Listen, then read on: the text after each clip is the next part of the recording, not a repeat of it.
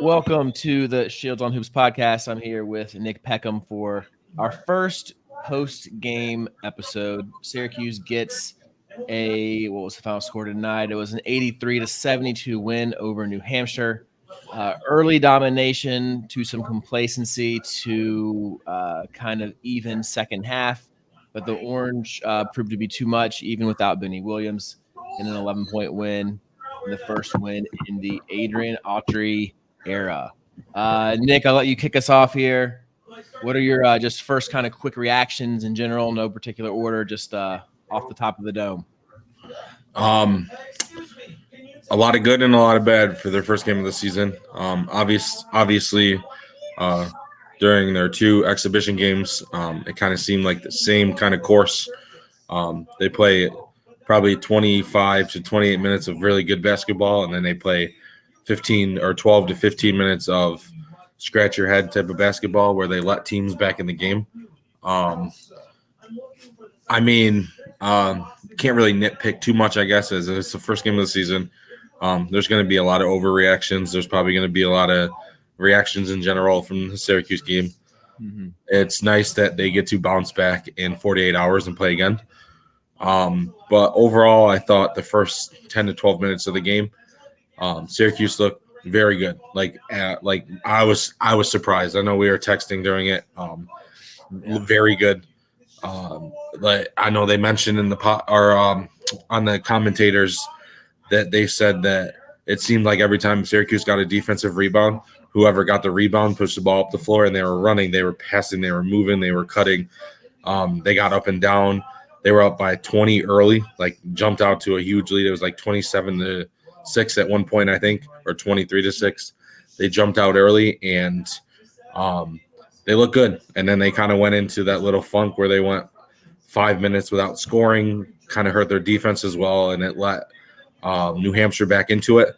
And I know we talked about it in our pregame show that their best player was probably going to have a good day, and he had 21 points before he fouled out with, I think, 6 or 7 minutes left. So probably would have made that game a little bit more interesting.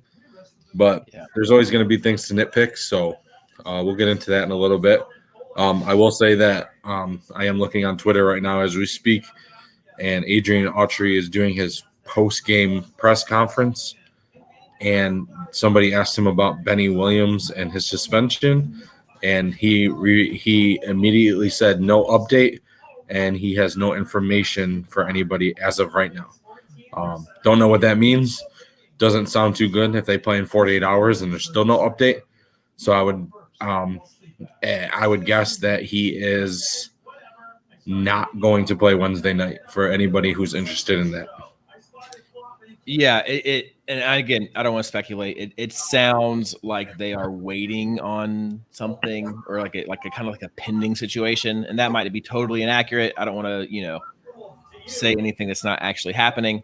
But it kind of gives that vibe of we're waiting and seeing what the deal's going to be. So, and that's, who knows what that's about, right? Initial thoughts for me, I would say a lot of the similar, right? Like they looked like world beaters the first 10 minutes. They looked pretty mortal the end of the first half and the start of the second half. And they just kind of exerted themselves. It really felt a lot like the Damon scrimmage in particular. It felt like they were kind of coasting for a little bit, and they kind of just did enough to kind of get by. It's not going to cut it later down the schedule, but right now it does. And again, it's the first game of the year. A win's a win. We were talking earlier. Some other teams tonight in the ACC had rougher nights. Louisville had to survive a missed free throw and near the end of regulation to beat UMBC. Michigan State's losing to James Madison at halftime right now.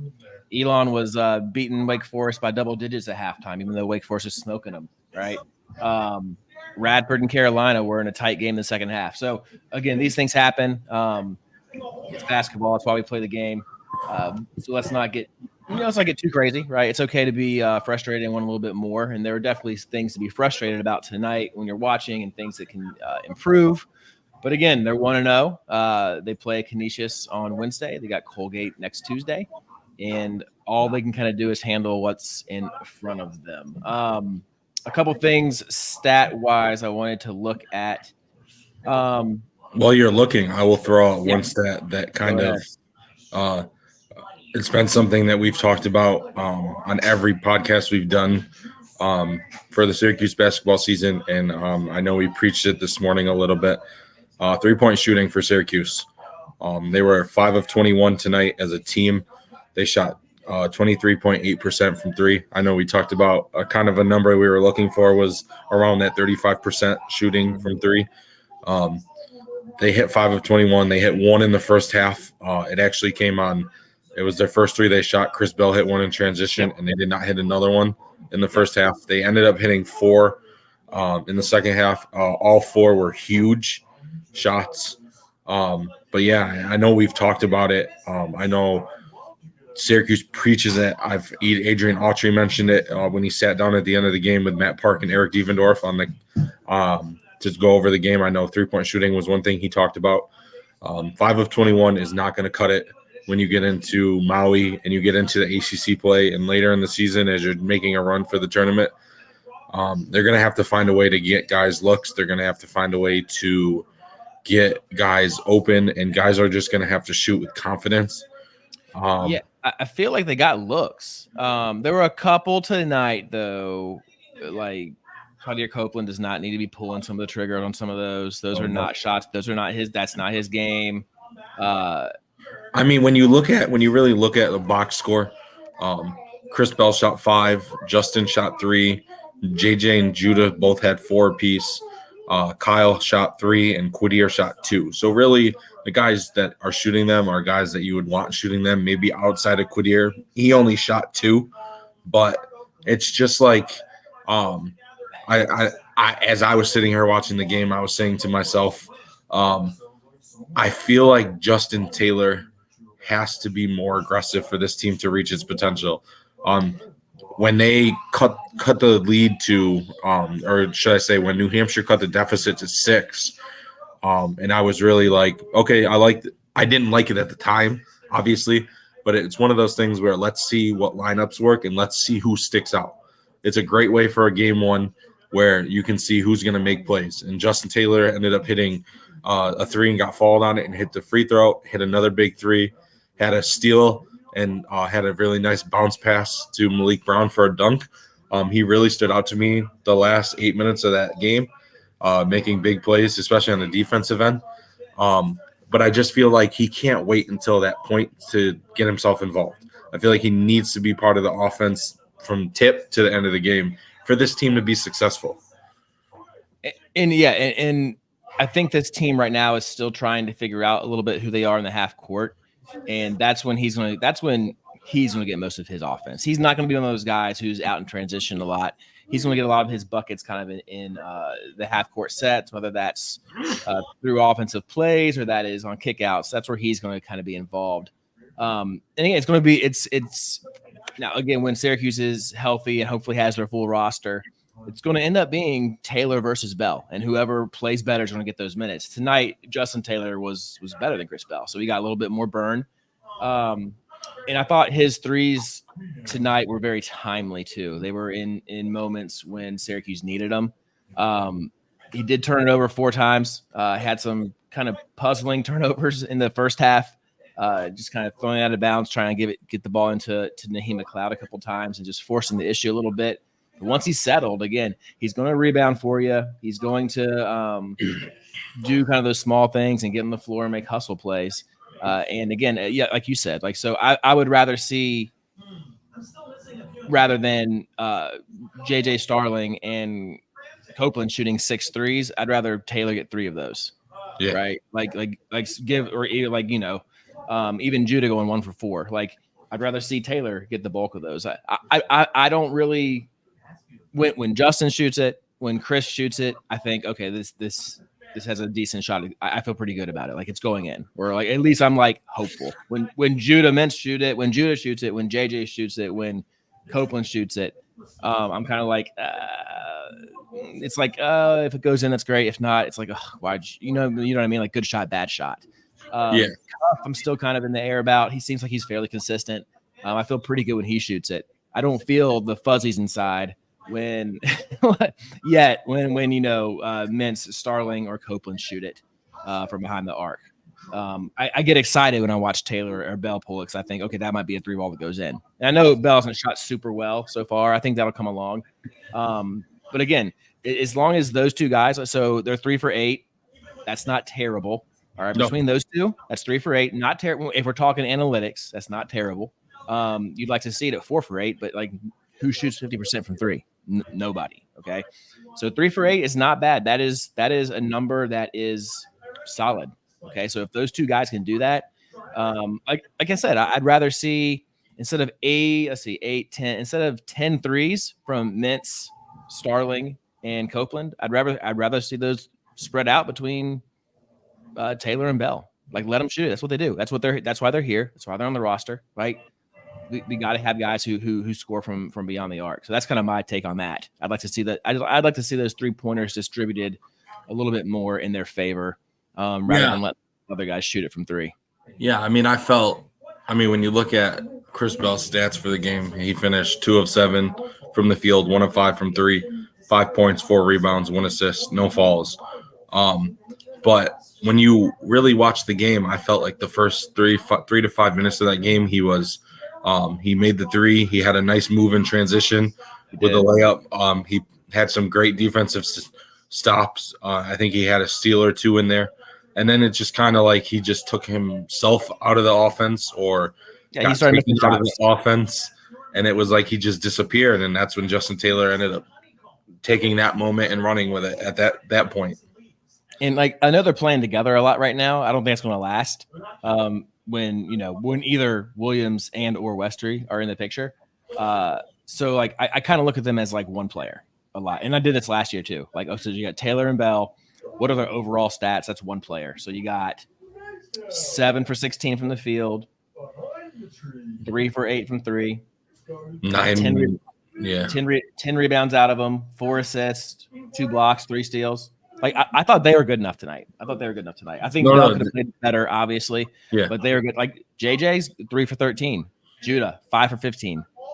Like, those numbers aren't going to get it done. I feel like JJ, as passing the eye test, I feel like JJ played better on the court than looking at his 3 for 13. If I wasn't looking at it right now, I couldn't have told you he shot 3 for 13. It looked like he made a couple more than 3 shots. You probably wouldn't have said that Judah Mintz led the team in scoring either, but he did by 6. Yeah, and a majority of his came from what he hit 9 free throws. Yeah, 9 for 11. Yeah, at least he's knocking them down. I'll give him that. He's knocking those free throws down, which is good. Yeah. Anyway, continue. Sorry.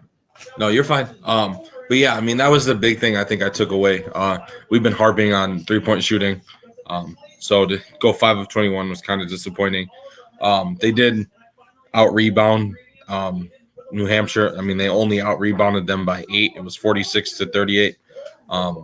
I don't have the offensive rebounds in front of me. I know that in the first half, New Hampshire was definitely on the offensive glass. Yeah, that's what they do. It got better. It got better. It seemed like as their Daniels got into foul trouble more, they kind of got away from that offensive rebounding because he wasn't in the game. But I don't know. It kind of at the beginning of the game, when they had Naheem McLeod on Daniels to start the game, it was kind of a shock to me. We talked about it earlier. He was not in that person of anybody on the team that I thought would guard Daniels one-on-one and man-to-man. He stayed in front a little bit, but once Daniels figured out that he couldn't move his feet too well. To be honest, though, Daniels missed some open shots to start the game. Yeah. And he may later on. So I don't know how much of that was, McLeod. Naheem's length and just like the mentality of this dude 7'3" out here on me. Like, I got to worry, or how much of it was just him missing shots. But he had some shots that were fairly good looks, I thought, for him in the first half or the first like 4 or 5 minutes that didn't go down. But yeah, I was also very surprised by that. And that's why I said earlier today that I figured they would start Malik Brown. Although I think Malik looked like a half a step slow today. I don't know if that was he's worried about his I don't think he's slow-footed, but on the perimeter especially, I felt that he was like a little bit, like just a little bit slower than usual. Yeah, And like he got beat off the bounce a little bit more than I would have expected him to be.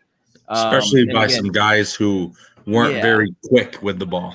yeah, and I don't know if that was just him either not being 100% or him worrying about his whatever injury he's got going on, or if he's just not that great on the perimeter. I don't know. We don't have enough sample size to tell. We don't know yet, right? But he did struggle a little bit guarding outside the lane. I thought he did some good things, but he did kind of struggle a little bit in that position defensively tonight. All right, so quick look here. Things that stood out again. And look, they didn't shoot much better from three. New Hampshire didn't, but Syracuse was 0.71 from three. Like, so points per three attempt, you want that to be at a 1, right? Like you want, and it was at 0.71. It needs to be higher than that. Again, need to make 2 or 3 more of those threes a game. 23.8% from behind the 3-point line is not going to get it done. It didn't block a lot of shots tonight, right? So if you remember, Damon and St. Rose, a lot of those plays where they maybe got beat initially, they recover with some block shots, and those, save some shot attempts and some buckets. So that didn't happen tonight. Still a lot of steals though, a good job of getting the passing lanes at times tonight. So they definitely were disruptive, I think, on the perimeter, but inside, without Benny and with Naheem on the bench for so long, they just didn't get as many of those block shots. Yeah, I did feel like there was a couple plays in a stretch of like 3 minutes where New Hampshire would drive to the rim and Naheem would be standing there, and they would kind of kick it out, and it would kind of disrupt their offense a little bit. Mm-hmm. I mean, obviously, if they don't shoot the ball down there, you can't block it. But his presence for that little stretch right there was a big thing. But like you said, he didn't really play much. I don't think he played more than 3 minutes total in the second half. Yeah. He was kind of disappointing. He got the Boeheim early yank. Yeah, it was kind of disappointing. I felt like in the time he was out there, he was getting rebounds. He was working the offensive glass. He had 4 points. He made both his free throws. Had a nice little hook shot to start the game when they threw it into him, and then it was kind of just go sit down and we're going to play small type of basketball. Yeah. It's kind of intriguing to me about where he fits going forward, when we're in January, right? Like, can he be on the floor? Because, again, you've got a lot of mobile – there's going to be some 6'8", 6'9" mobile lineups that Syracuse goes against, right? You can't just camp them down inside. And something I said on Twitter tonight was, like, you don't have to switch him onto guards. No. You can switch 1 to 4. Like, you don't have to switch him onto guards. And he was getting switched onto guards, and it was not, everybody's going to do that. If we switch, everybody's going to do that all year long, right? And the New Hampshire guards were not elite by any level whatsoever. What do you think compared to some of the guards you're going to see, like a Tyrese Proctor or the guards at like Louisville, okay, like anywhere, okay. So it's not like it's just different. So I'm interested. I'll be interested to see if the coaching staff is like, well, we're just going to have to play him less, or we're going to adjust to leave him on the floor. So, and again, I think it also depends. Can those bigs shoot or not? Will depend, because he can just sink a little bit. Yeah, I mean, I know their center that started the game, he was a shooter. I know he hit like a deep 3 in the first half in transition. So I don't know, maybe if they thought Daniels was more of a attacker as opposed to, I know you said this in our pregame one that he shot 39% from 3 last year. So obviously he could shoot the 3, but maybe they thought having him on Daniels and kind of seeing if he could affect his mid-range game and him attacking the rim and kind of pushing him out would do anything for him. But I definitely think down the stretch, especially coming up, not the next 2 games, but like we've talked about Maui and in the ACC, they're going to need him on the floor for 25, 28 minutes a game, especially when you go against guys like Armando Bacot in North Carolina, a guy who likes to bully ball. Even Duke with some of their guys, Kyle Filipowski and all their freshmen that they just brought in.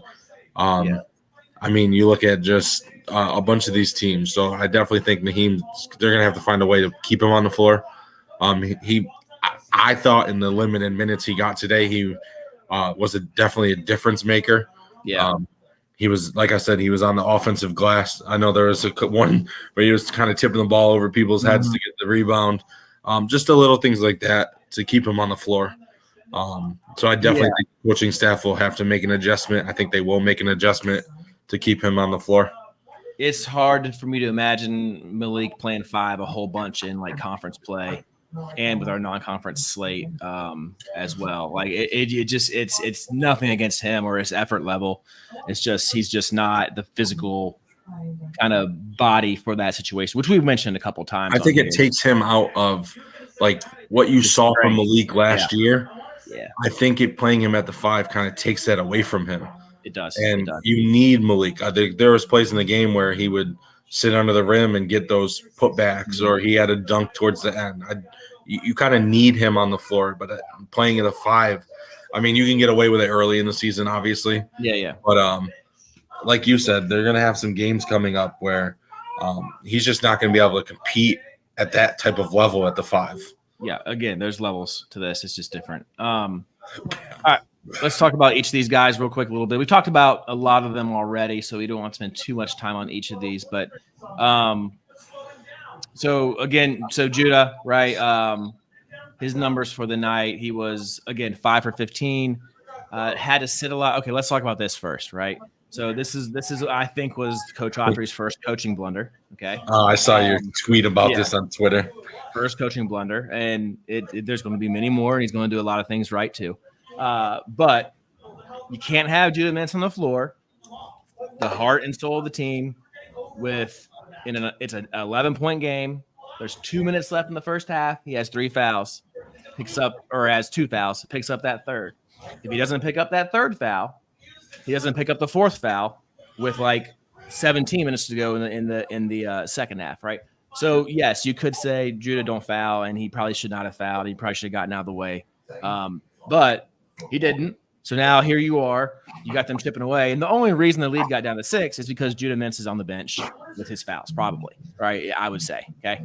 So that's the first. I feel like, and I'm sure Coach Autry knows. He's probably like, oh, damn it, right? Like I get it. So that's one of those things where it's just a little bit different. And that's something he probably would have never missed as an assistant, right? He would have been like, hey, Coach B, like, we got to get Judah out of there, right? Like, that's one of those things he probably did. But again, when that seat is shifted 18 inches or 6 inches, however long that seat is between assistant to head, it's different. The game comes to you a lot faster. So a learning experience, I think, not just for the guys tonight, but also for Autry in that situation, and just managing the roster and the foul situation. I think that probably was the first like a glaring thing that I saw that I was like, come on now, right? So I don't expect us to see Judah on the floor in the first half with 2 fouls too much longer this season. After that, I think he probably learned from that one. So I will say I did think there was a couple of his fouls that kind of iffy. You can't be put in that situation, but he had like that one where he picked up his 4th when the dude drove to the rim and he made the layup, and it looked like Judah was going to get the block, and they blew the whistle. But again, picking up that 3rd right before half kind of put him in a situation where he couldn't pick up a 4th, and he did. Didn't give him a lot of freedom to like take risks or do what he needed to do defensively because he had to worry about that foul in the back of his head, and he's going to sit. So, all right. So Judah was 5 for 15 from the field, 1 for 4 from 3. Got to the foul line a whole bunch. 3 rebounds, 3 assists, no turnovers again. 3 steals, ended up with a quiet 20, which led the way. Justin Taylor was second with 14. Anything else you would add about Judah before we move on? No. I know we talked before we started our podcast that I just felt like Judah kind of played a little out of his game. Seemed like he was trying to go one-on-one with their point guard. Seemed like they were yapping back and forth to each other a little bit. And Judah kind of forced things that he normally wouldn't force. Yeah. So I think if Judah being a sophomore and being in that position where he's going to be the main guy, I think he just has to realize that in order for him to play at his best and in order for the team to play at their best, Judah's going to have to get his teammates involved, and it's going to make life so much easier for him at the end of the day. Yeah. I know there was a couple shots that he took where you're kind of like scratching your head, like you can get that at any time. We don't need that right now. Mm-hmm. But being the first game of the season, I think you'll live with those things. Like you said, he scored 20 points. He was a leading scorer at the end of the day, even with Pitt having 4 fouls and sitting a lot in the second half. Yeah. But the more you get your teammates involved, the more you make them comfortable on the floor. It's only going to make your life easier at the end of the day. Yeah, and another thing I would have liked to have seen tonight was when Judah went out for that long stretch in the second half, it kind of felt like the team was lost a little bit. I was expecting JJ to step into the role he had against Damon. Yes. I don't know that didn't really happen. They never settled. Like Quadir started doing some crazy stuff. He kind of started forcing the issue a little bit, holding the ball too long. Cup had in his hands a lot. I was expecting, and maybe he wasn't told to do this. I was expecting Starling to kind of like settle, and once the ball was in the half court, kind of run the show. But that never really happened, and that's when things got kind of funky. It seemed like they just needed somebody to settle them down. Anybody. Yeah, but again, who would it have been besides him? That's what that was the big thing was there is nobody else. Yeah. He has to be that guy. So, and again, learning lesson from him. That's why these early season games are so important. We talked about Justin a little bit. Solid numbers, efficiency wise. 5 for 9, 2 for 3 from 3, 6 boards, 3 assists, 4 turnovers were a little. Again, some of them were pretty bad, but I did think he settled down and ended up with 14. We just talked about JJ, and we can talk about Bell while we're on guards. Again, Bell, great start, right? Had a nice little steal, hit a big 3, had a step back, almost made a guy fall. I thought that if that 3 would have gone down, that would have been a highlight one. He missed that 3, got 4 rebounds, and again, he's still growing and maturing too. He's starting to mix it up a little bit more. He's using it. His body's getting a little more physical contact happy. He's had a couple collisions so far. I don't know if I can remember.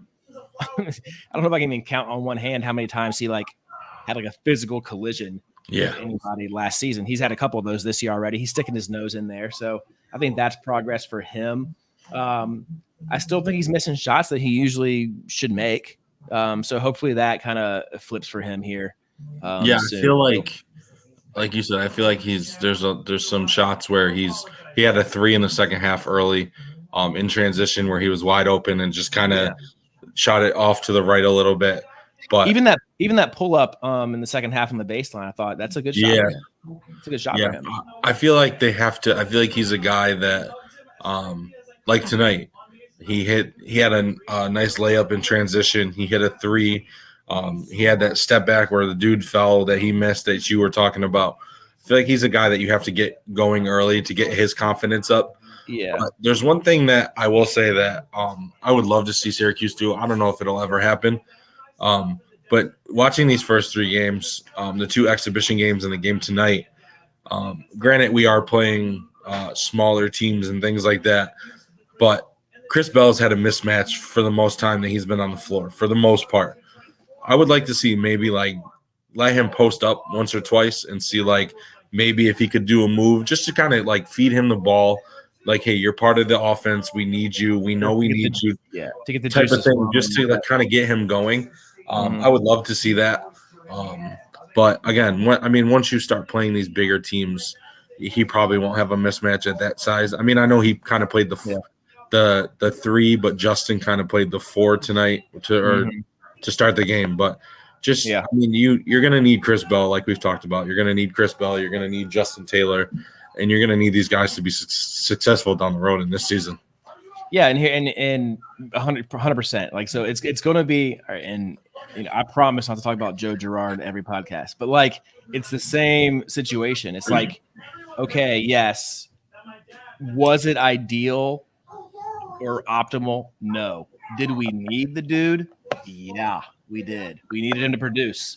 We needed him to hit threes. We felt that tonight. Like there's without that guy who's consistent, right? So until those two really like kind of start firing consistently at 35%, both of them, like it's going to be just kind of these. It's going to be nights like this where, well, dear God, I hope the threes go in, because if the threes go in, they'll be rolling. If not,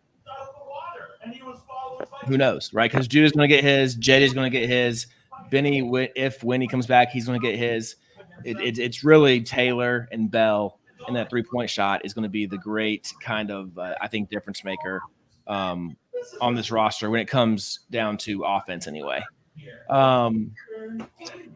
who else we got? We got again. We talked about Naheem. I think we covered him pretty well, and Quadir Copeland. A quiet double-double. I mean, he had 10 and 13, which I did not think he would or did. But he led the team in rebounds. He had 10 points, 13 rebounds, 3 assists, and 4 turnovers of his own. It felt like all those turnovers came within like a really quick spurt as well. But he was 0 for 2 from 3.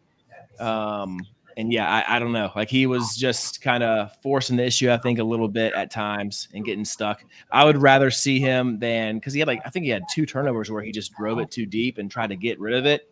I would rather see him just attack the rim and make a play and get the ball up on the rim, so guys can rebound, and instead of just kind of throwing it out there and starting the fast break for the other team, which is what he did like once or twice tonight. Yeah, I definitely feel like Quadir played a huge role in this win. Defensively, he did a lot of little things. Yeah, I thought defensively he was pretty good. He knows that his role on this team when he comes in is to bring energy and do the little things. That's what's going to keep him on the floor. He had a nice offensive rebound where he ended up, his foot stepped out of bounds. But like things like that, like keeping plays alive, and like you said, he had 13 rebounds. A lot of them were he grabbed one-handed. You're not going to be able to do that all season. I will say that. But I think we talked about it after one of the exhibition. I think it was the first exhibition game they played. We talked about it. He's a guy where it's going to be hot and cold, right? Where there was 2 plays in transition where one, he had a 3-on-1 and he looked left to hit JJ and then kind of took it himself and got bailed out with a blocking call. And then there was another one where he had Justin Taylor wide open standing next to him and kind of turned it over and threw it backwards. You're going to have to live with those little things as he grows. But I felt like he did a lot of the little things on both sides of the floor tonight that really helped Syracuse at the end. And Kyle Cuff, I thought was I know his stats don't stick out. I think he scored 8 points tonight. But I felt like he did a lot. 8 points off the bench as a guard with JJ and Judah on the team. Like, that's nothing to scoff at. Like, those are things that are important. I felt like he did a lot. He hit a big 3 in the second half that kind of got him going. Yeah, got him going a little bit. I felt like in the first half when we were really pushing the pace in that first 12 minutes of the game, the 3-guard lineup surprised me on how good they gelled together and played together and pressured the ball. I think Kyle, as he grows in this system and as he grows with the guys around him and plays more basketball, obviously he didn't play much last year for Kansas. So as he grows, I think he's going to be a huge player for this team moving forward. He's a guy that comes in and he's a dog defensively. You've seen what he can do in spurts offensively. He almost had a nice putback dunk that just rolled out, and then I think he ended up tipping it in. So he got the 2 points at either way. But his athleticism's there. His shot, he can shoot. Another ball handler. You can never have too many ball handlers on your team. And I'll bring up the one play I saw because it kind of irritated me. But the charge that he had that he fouled out on, if you're not going to get that call in college basketball as a charge, then I don't know what you're going to get as a charge in college. He was set. He was there. The dude, good luck, everybody, clearly ran him over. Good luck. But like you said, 8 points off the bench. I mean, when and if Chance comes back this year, to have 2 guys who on any given night could give you anywhere between 10 and 15 if they get hot off the bench. I mean, What do teams average now in college basketball? Anywhere between 73 and 80 points a night. Yeah. So like getting anywhere between 15 and 25 from two guards off your bench with the two guards that you have starting, it's going to go a long way as the season goes on. Yeah, I agree. Yeah, that was almost a highlight reel dunk for him on that putback. I think he's going to do some pretty cool stuff at some point this year. He made some plays that were like, oh, that's why Kansas. Like you can like see it in spurts. He kind of reminds me of I know they talked about it on the coming when they were doing the game, but he kind of reminds me of Kyle Lowry. Just a bigger guy, smaller, bigger guy who hits timely shots and plays great defense, doesn't really turn the ball. He does his role, right? And you need that, especially with this team. You saw it tonight with, Judah. You probably won't, knock on wood, you probably won't see Judah play this bad fault, like defensive wise and or forcing things offensively again this season. I think he's going to learn a lot from tonight moving forward. I do think moving forward they need to kind of get JJ more involved. I don't think JJ was as involved as he could have been. But yeah, you saw the first 10 minutes of that game what the Syracuse team really could look like. Pushing the ball, pushing the pace, getting up and down the floor. They scored 44 points in a half while having a 4.5 to 5 minute stretch of not having a basket and only hitting 1 3. Yeah. Like that's pretty impressive for most teams in college basketball. Yeah, absolutely. And like speaking of like the transition stuff, right? Like so last year, Syracuse averaged 67.3 possessions a game. Tonight they had 76. So that's more shots. That's good. Those are good things, right? So and they really, not slow down, but the second half it wasn't as quick as the first half. So you're looking at 76, and they kind of took their foot off the pedal. The first half was like somebody just shot out a cannon. They were very, very, very aggressive. Yeah. So I agree with you about Cuff and all those things as well. Same with Copeland and Malik Brown, like we said earlier. Well, back to Cuff, right? So he was 3 for 6 overall, 1 for 3 from 3. That's good enough. Had 4 rebounds, and a turnover and a steal. So again, off the bench, 23 minutes. So he had a decent amount of burn. But let's see who else we got. All right, we got some bigs to talk about. So we got Malik and Carey, right? So Malik with 24 minutes tonight. He was 4 for 6 from the field. Made both free throws, had 6 boards, and 4 steals, right? And he kind of just pokes his long arm in there and kind of just pokes it away. He had a nice little kind of just a nice pick as well on a ball handler. So I thought the biggest thing, like we said earlier, was so he got 4 steals, but at the same time, I thought he was getting beat a little bit off the bounce more than I would have expected. And I don't know if that is hesitancy coming back from that, precautionary injury, or if that is who he is. I don't know yet. We'll see later. But overall, like he did what he did all year last year, very efficient in the numbers that he has, and played the way I would have figured he would. Peter Carey had 6 minutes. He was 1 for 1, 2 rebounds. I thought he was fine. He didn't do anything well. Didn't do anything terrible. I thought he did what he was supposed to do, and was surprised to see him. Even though we haven't seen Hema, I thought we might see Hema. We might not see a lot of Hema this year. Peter Carey might have that spot right now, or at least somewhat of a stronghold on it. So, what are your thoughts on Malik and Peter? Malik, I thought early on wasn't great early on in the game. I felt like you said, in the second half, he made a lot of plays around the rim. He cleaned up the glass. He had one play that Quadir drove to the rim and kind of threw it behind his head, and Malik got too far into the rim and blew the layup. But I felt like he had a couple layups at the end there where he offensive glass kind of tip in, clean it up. He had a nice dunk at the end. But But the one thing I noticed, or two things I noticed defensively from Malik was one, you mentioned it. He seemed a bit slow while defending on the perimeter. Again, he had a heating pack coming out of halftime on his back. We don't know if he's truthfully 100%. Hopefully, it's not a major concern. Hopefully, he can get back to the Malik that we saw last year. But that and the 4 steals he had. You also mentioned the pokeaways he had. He seems to have a knack for when guys post him up, kind of sliding his hand in there and poking the ball out. He did that 3 times in the second half. Pretty impressive. They were actually all pretty big situations. When the lead was kind of cutting between 8 and 11. So to get those extra possessions and things like that really helps out the team at the end of the day. I also thought, I know Peter Carey only played 6 minutes. I was very impressed with those. Shut that door, please. I was very impressed with those 6 minutes. I did notice early on they kind of ran a set play where JJ threw a lob to Peter Carey, and he got the dunk. And you saw like the little camera on Adrian Autry, and he was like pumping his fist.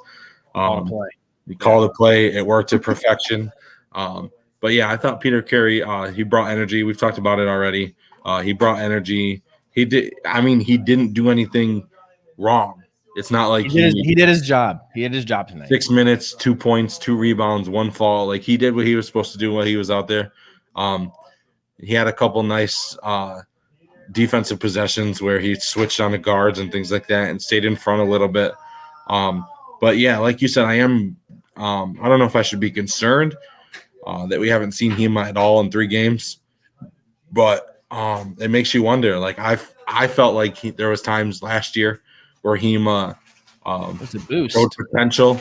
I know there was games early in the season when Jesse got in foul trouble a lot. Hema came in and kind of held his own while Syracuse kind of stayed within striking distance to get Jesse back out there. So, I mean, maybe he's not 100%. Maybe there's an injury that we don't really know about, but they've been pretty adamant about him being that not being the issue. But maybe I feel like at some point they're going to need Hema. Yeah, of course. Obviously, like Peter Carey, as great as he's played, it's not gonna. I mean, at his size and not really playing basketball at all last year. I mean, he's still a little bit far behind Patterson. You saw he's a freshman, so he's not going to get much playing time. He's up there. Yeah. So that goes over the roster there. A couple things, a couple stat. Or I'll do one stat I don't really like that much. So assist on made field goals, right? So basically this stat is how many of Syracuse's made field goals were assisted. Just 46% tonight. So that means 54% of their made buckets tonight were more on the bounce and dribbling and doing their own thing. Last year, the Orange were 52.6% on that, so a little bit lower in game 1 on that. I think that's probably pretty average, 46. I think that's right, pretty much middle of the middle in college basketball. But you figure with kind of the creators on the floor that there might be a little bit more with that. That's a stat I'd like to see do a little better outside of the obvious ones that we'd like to see better.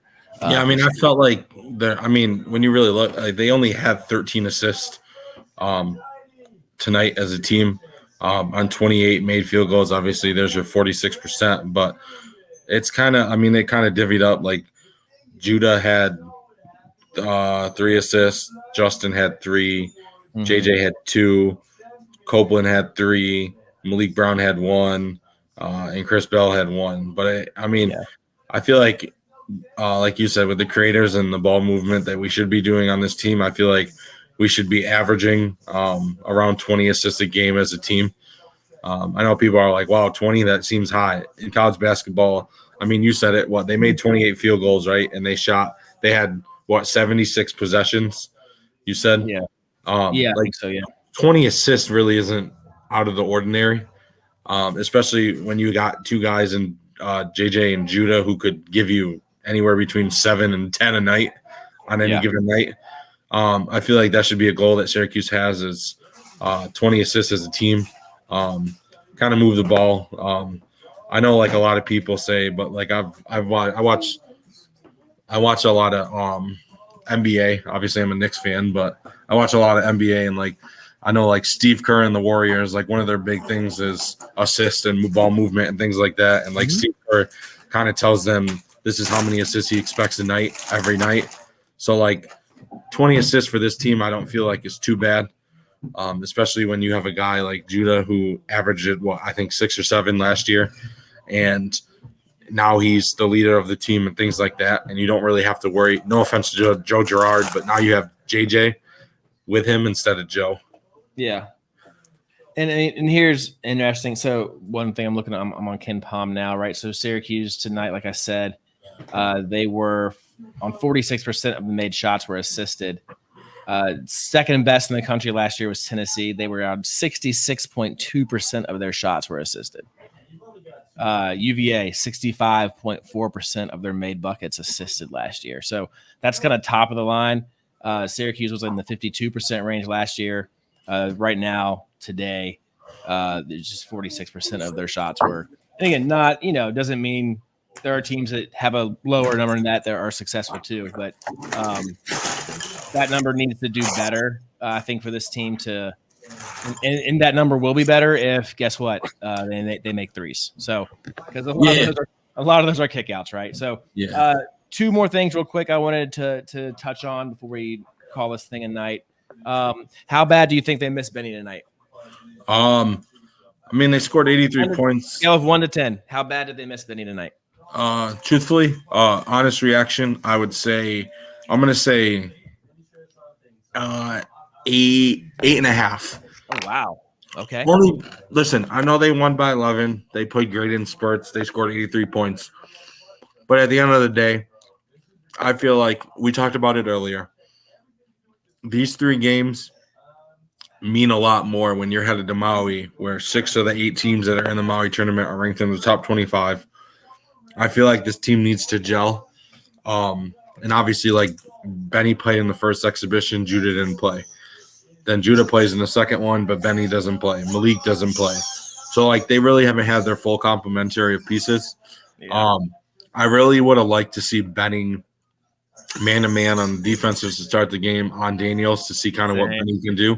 I also feel like I know we talk about shooting and things like that, but I feel like Benny is another guy who could help with their three-point shooting as well as getting guys like Justin and Chris better looks. He's another guy that you could I know like towards the end of last year they started posting him up a lot more and throwing the ball to him in the post and letting him go to work. We saw that in the first exhibition game where he hit 2 turnaround jumpers. He could have done it tonight too. He would have had a lot of success inside tonight, probably. I only say 8.5 because, like I said, I feel like this team really needs to gel. And what we were told for the exhibition game was it was a suspension and it wasn't that serious. Well, now you're starting to miss games that matter. Yeah. So clearly, it's more than what we're being led on. I feel like, but hopefully, I'm wrong. I don't like I said with the remarks that Adrian Autry made after the game today.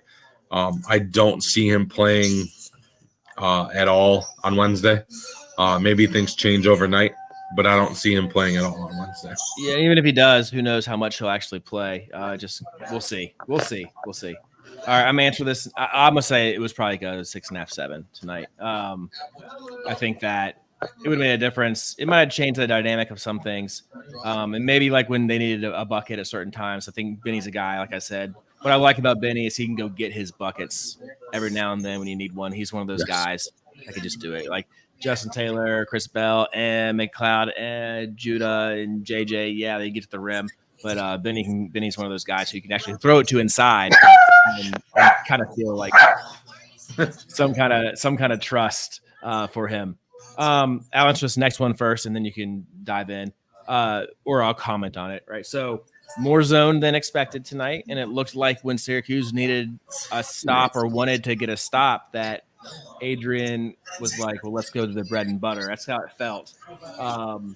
And he made some comments earlier today or after the game as well. So I thought that was interesting. I don't think it's good or bad. Just think it's interesting. I like it. I would like to actually see it more kind of sporadically thrown in there outside of inbounds plays, and like more kind of consistently and intentionally. I'd like to see that. Also, a couple of things I saw here on Q Sports Talk real quick on their Twitter account. Some notes from, I guess they talked to some of the guys tonight. Said JJ rolled his ankle, but he's good to go. Said McLeod has ice on his hand. Told the coaches it wasn't feeling right, so maybe that's part of the reason he wasn't getting as many minutes.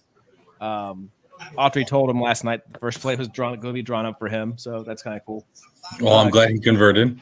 Yeah, Cuff said that big plays aren't his intention. He just wants to help the team. Let's see. And then Malik said his role's bigger and takes it seriously. And then Justin Taylor said he laughed a little bit about how far off his first three was. Or his next one was a 4-point play. So just random things. What did you think about the zone implementation tonight? I liked it. I did notice that they played man, they played press, and they played zone. Obviously, at the beginning of the game, I thought they were very active in man-to-man. They switched a lot. They got in passing lanes. They kind of threw the 2-3 zone in one time, like you said, on an out-of-bounds play, and they kind of ran with it for a little bit. I felt like guys were more active in the zone. Obviously, it helps when you have three guards like Kyle and JJ and Judah being active and things like that. The one thing I did take away from the zone is I felt like in the second half, they got a lot of their wings got sucked in a lot on their three or on penetration, and it kind of led to open threes. Obviously, that was a big thing last year was our defense in the zone and giving up way too many threes. I know there was a couple times guys came into the dome and hit anywhere between 10 and 18 threes a game. Especially we won't talk about that game, but when we gave up 101 points to the worst team in the ACC. The game not to be spoken about. Yeah. But yeah, I mean, I thought the zone at Spurs played good. I was very I won't say concerned, but when they went to 2-3, I thought you would see more McLeod. Obviously, like you said, they said that he had ice on his hand, so maybe there was a hand issue with him. But I thought you'd see more McLeod, especially in the 2-3, where he doesn't have to guard guys on the perimeter. I think that's a good way to get him some more minutes if he's healthy. I think that would be a good way to get him some more burn. Get him like another 3 or 4 minutes, because again, you can just funnel towards him. So yeah, that might be a creative way that the staff goes about getting him a little bit more playing time here and there based on whatever lineups and situations that they might have. So you said something I wanted to comment on. I can't remember what you said. What was it? Just now? Yeah, it must have been that important. Man-to-man press, passing lanes. Oh, yeah. Man-to-man and I'm not clipping this because I just posted this thing raw, so I don't want to sit here thinking for 3 minutes. But I will say one thing. I know after the game when they went in the locker room, there's videos all over. They kind of took water bottles and splashed them all over Coach Autry. Justin Taylor said that was Brendan Strawn's idea, the new assistant coach that came to Syracuse. But I will say congrats to Coach Red. First win at Syracuse. Well-deserved, well-earned. Was an assistant coach for a while under Seth Greenberg at Virginia Tech, and then under Boeheim, obviously, at Syracuse. Played at Syracuse. Congrats to him. Hopefully this is a long career for him. He's a great guy. But yeah, I mean, listen, we do it again in 48 hours. Wednesday night, we're back at home against Canisius at 7:00. I will be at that game. I'm going to bring my son to that game. We will be there. That'll be Canisius's opening for the season. So that's their first live action. They didn't play tonight or tomorrow. So that's their season opener. So, and one other thing I will say about Syracuse, it doesn't really have to do with the game. I watched a little bit of Tennessee tonight. They played the guard matchup. I know this is very early, but I think the guard matchup is going to determine who actually comes out on top in that game. Obviously, JJ and Judah on Syracuse, but Tennessee has Zeke Zagler and oh my God, I can't think of his name. He's a senior, lefty shooter. Yeah, Number Muskobe, 20. I think. Yeah. Muskobe. I think that is gonna actually could be the determination of who comes out when we play Tennessee and Maui. But that should be a great matchup for our guards as well as theirs to kind of see where they are early in the season. But yeah, I mean, I always look at like teams that Syracuse could potentially play down the road and things like that just to see how we match up. But yeah, I mean, listen, it was game one. Obviously, there's things you can take away. There's things that you can't take away. The first 12 minutes of the game, Syracuse looked great. Then they kind of stalled offensively, which kind of hurt their defense.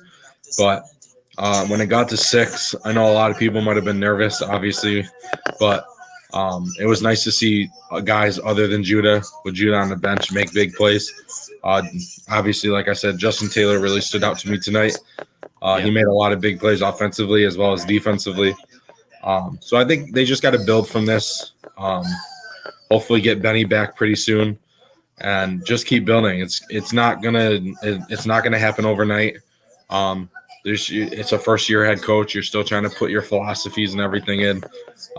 They scored 83 points. They won by 11.